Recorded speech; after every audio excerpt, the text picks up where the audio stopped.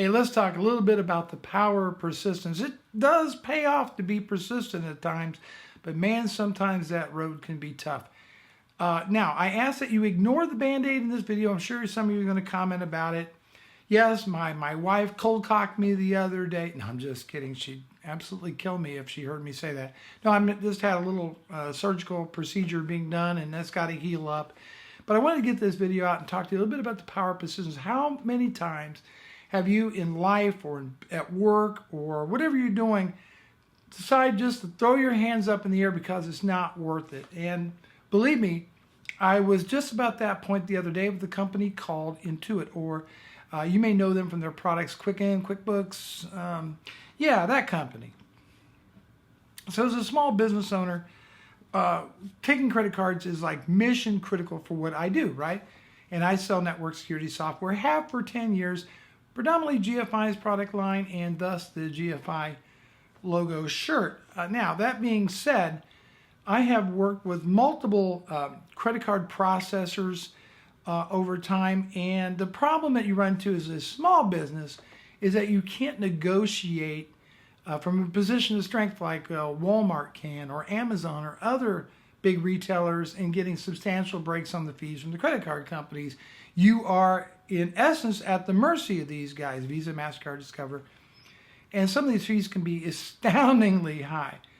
Now, they'll kind of romance you by saying, oh, well, you know, we can get you 2.5% or 2.6% of the purchase price and then just a small fee.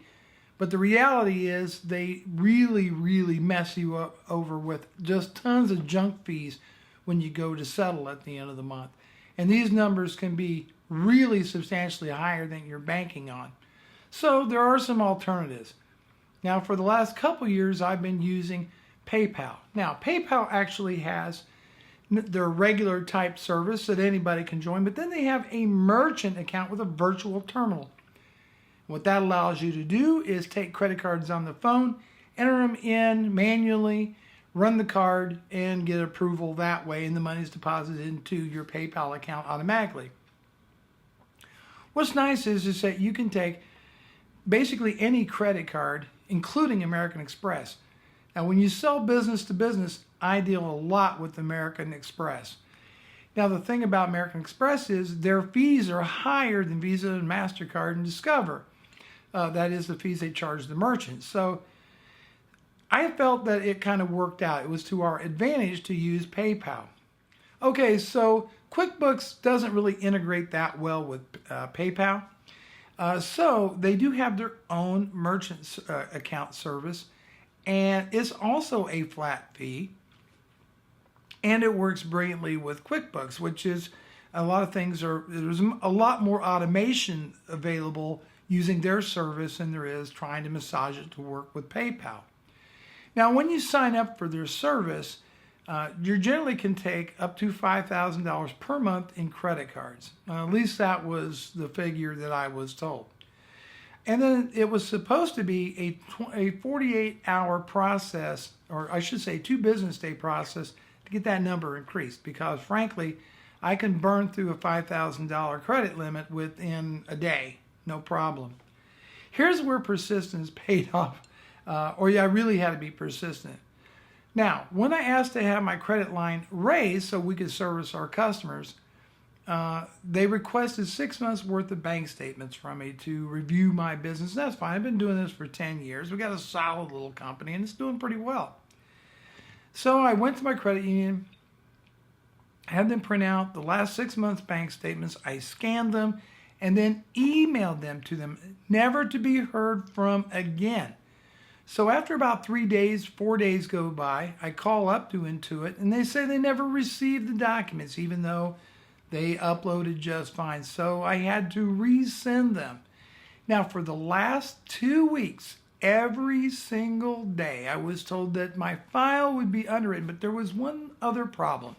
And that is my credit union, when they print out the statement for security purposes, they X out the account number, right? They do that so if somebody finds your statements laying in the trash or whatever, they can't easily identify what that account number is.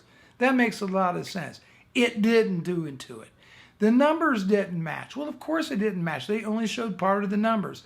And every day for 2 freaking weeks, every time I called up their risk management team at Intuit, I had to explain the same thing over again to a variety of different people. I tell you, I was exasperated with the entire process. I have never seen such not that the people weren't friendly, not that they weren't trying to be helpful. They simply took notes in the computer and left it go at that. And what should have been a 2 or 3 day process turned it over a 2-week process in order to make things happen. Until finally, yesterday, I refused to get off the phone until I had an affirmative or a negative on increasing our credit. Now, I want to remind you, this is the important thing. This is the biggest part of the deal, is that it is I, right, who will be paying them money. And we're not talking a small amount of money. We are talking 4 figures a month in credit card fees and a good month. Now, solid business, 10 years, reputable, it's got plenty of money in the bank, no history of chargebacks or any type of issues accepting credit cards. And yet, because of a security feature from my credit union, even though I explained part of the number was on there, it was a consolidated statement. You could see all my different accounts under my master account. Here's my checking. Everything lines up. They just didn't get it. They were not capable of thinking. And that got me to thinking, how much business have they lost over the years because of being inflexible, just writing down notes, no follow through, and a lack of responsibility or a lack of ownership in my case. Bottom line is yesterday I spent almost 2 hours either on hold or arguing with people at Intuit until finally, after I'd been told that my file had been underwritten like 3 or 4 different times, it finally got done. I finally got through and got my credit limit increased with Intuit. And by that, the amount per month I could accept in credit cards. It wasn't my personal credit. It was not me. It's for my customers. Will it be worth it? I think so.